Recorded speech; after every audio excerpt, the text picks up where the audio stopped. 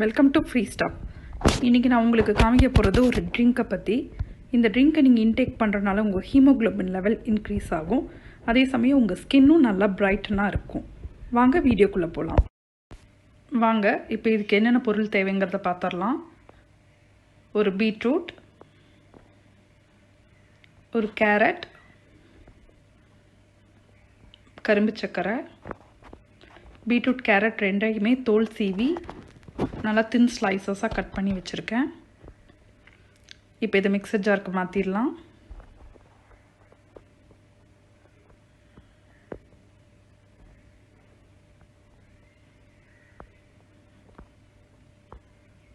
பீட்ரூட்டை போட்டுக்கோங்க.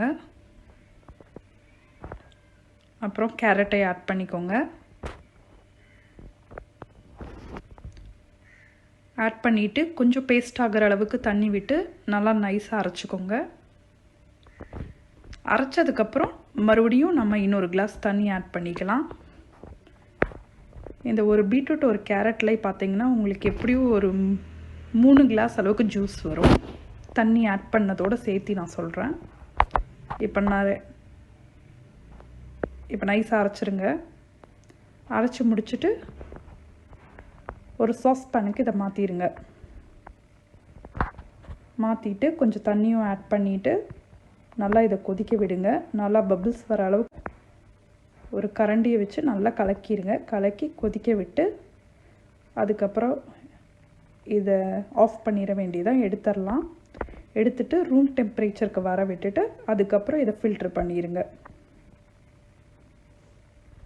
இப்போ இது ரூம் டெம்பரேச்சர் வந்ததுக்கப்புறம் ஃபில்ட்ரு பண்ணி எடுத்துட்டேன். பாருங்கள், இந்த ஜூஸில் இந்த பச்சை வாசம்லாம் போயிட்டு ரொம்பவே நல்லாயிருக்கும். இதை நீங்கள் ஃப்ரிட்ஜில் ஸ்டோர் பண்ணி வச்சுக்கலாம். கரும்பு சர்க்கரையும் லெமனும் மிக்ஸ் பண்ணுறதுக்கு முன்னாடி இதை எடுத்து நீங்கள் ஒரு பாட்டிலில் ஊற்றி ஃப்ரிட்ஜில் ஸ்டோர் பண்ணிக்கலாம். 4 to 5 days வரைக்கும் இதை ஸ்டோர் பண்ணி வச்சுருக்க முடியும். அதுக்கப்புறம் நீங்கள் குடிக்கிறப்ப எடுத்துகிட்டு நீங்கள் உங்களுக்கு தேவையானதை மிக்ஸ் பண்ணிக்கலாம். இப்போ நான் இதில் கரும்பு சர்க்கரை ஆட் பண்ண போகிறேன். எல்லாத்துக்கும் எவ்வளோ ஸ்வீட் வேணுமோ அதுக்கு தகுந்த மாதிரி ஆட் பண்ணிக்கலாம். நான் இப்போ இதில் ஒரு 3 டீஸ்பூன் ஆட் பண்ண போகிறேன். நீங்கள் உங்களுக்கு ஸ்வீட் கம்மியாக வேணும்னா கம்மியாக ஆட் பண்ணிக்கோங்க, ஒன்றும் ப்ராப்ளம் இல்லை. அதுக்கப்புறம் 1/2 லெமன் எடுத்து வச்சுருக்கேன். ஒரு கிளாஸ்க்கு 1/2 லெமன் அப்படிங்கிறது தான் கணக்கு. நீங்கள் 1/2 லெமன் பிழிச்சுக்கோங்க.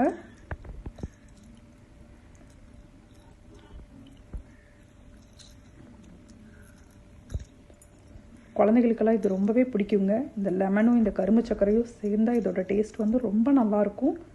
நம்மளுக்கும் ரொம்ப நல்லது. ஸ்கின் பார்த்திங்கன்னா பயங்கர க்ளோயிங் ஆகிடும். இதை கண்டினியூஸாக இன்டேக் பண்ணிட்டு வர குழந்தைகளுக்கு நீங்கள் கண்டிப்பாக ஜூஸ் கொடுப்பீங்க. அதில்